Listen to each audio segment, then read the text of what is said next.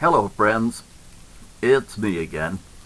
I'm still suffering the effects of a rather serious infection, but I wanted to do this video as an overview of some of the problems I see facing our nation.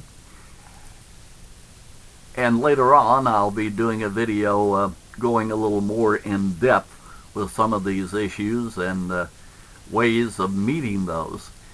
But in recent weeks, members of both houses of Congress have showed an apparent willingness to come together on legislation that would address the pressing economic concerns that could contribute to a continuing decline of our country.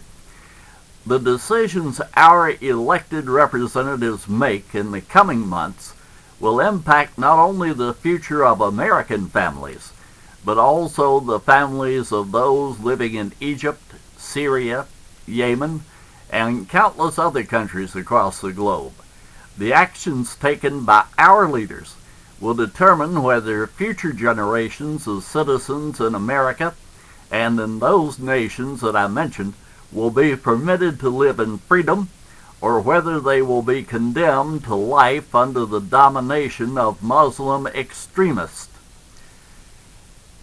The economic strength of the United States directly affects our ability to protect the families of those who are struggling for survival, both at home in the United States and abroad. It also determines whether we'll be able to provide assistance in the form of food, housing, and job opportunities in our own country and those other nations which are in danger around the world. However, Al-Qaeda and its allies are not the only threat to future stability.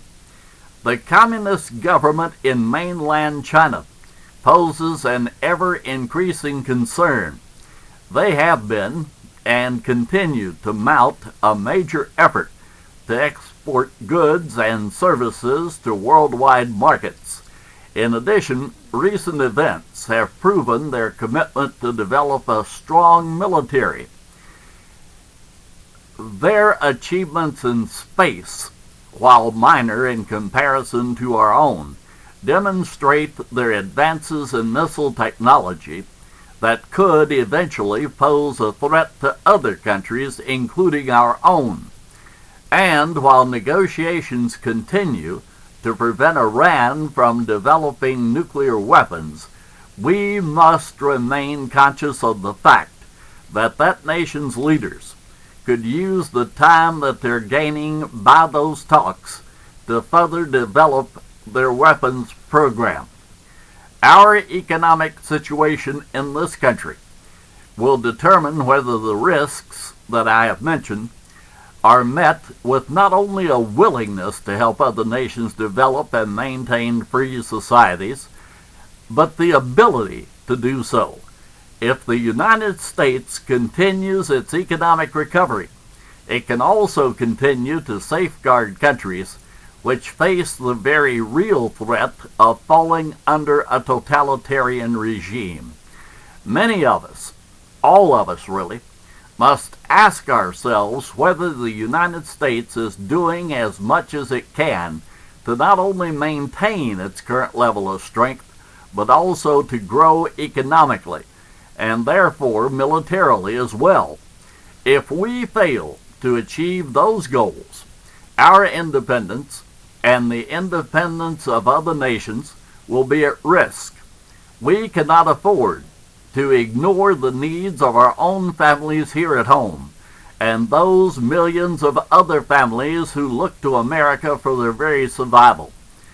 The United States remains a great country, but with continued growth it can be even greater. We, as citizens of this republic, cannot ever be satisfied when so much of our human potential remains untapped. We cannot remain complacent when our rate of economic growth is beginning to lag behind that of other countries. Economic growth here at home is the source of our strength and vitality.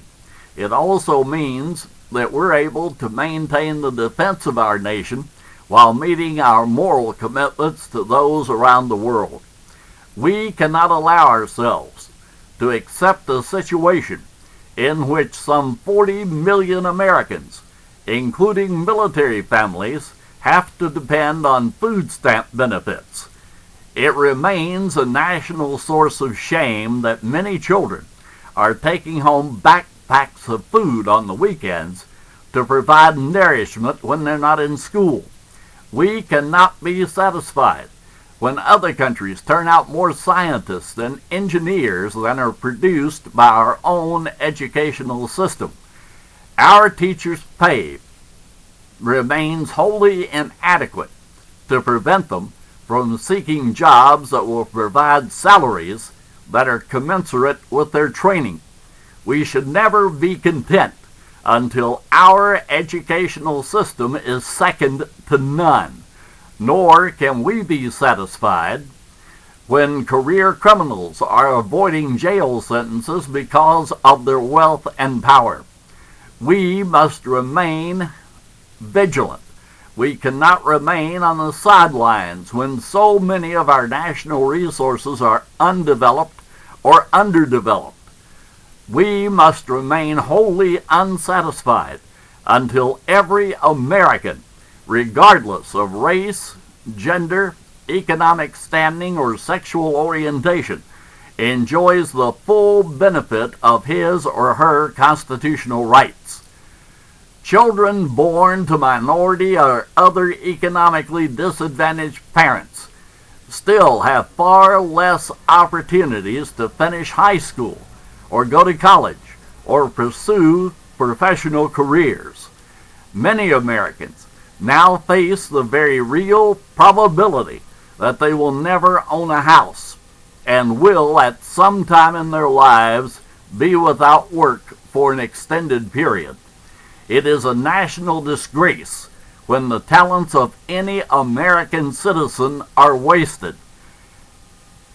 There are those who say that the government should not become involved in these issues that I've outlined.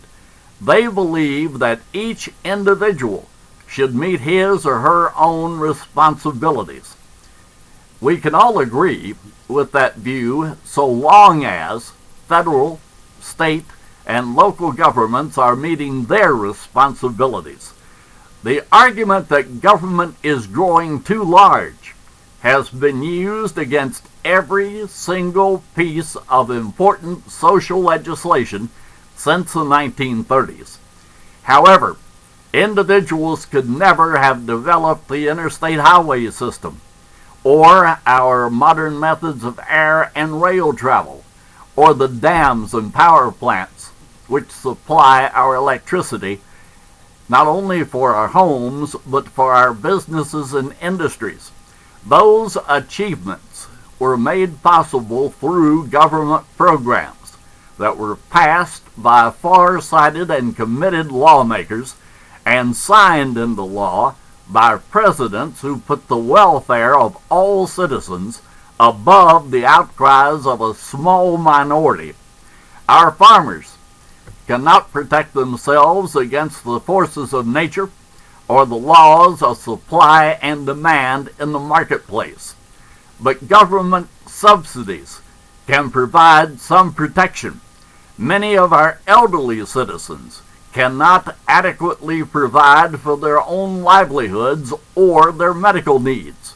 However, Social Security, Medicare, SNAP benefits, and yes, the Affordable Care Act can provide assistance for their retirement years.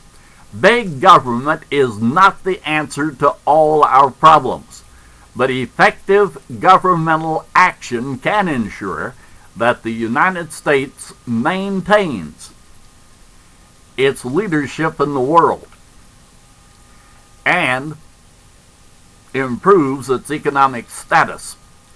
Like I said, I'll have more on these issues, more in-depth videos coming up. But for now, thank you for your time and your consideration.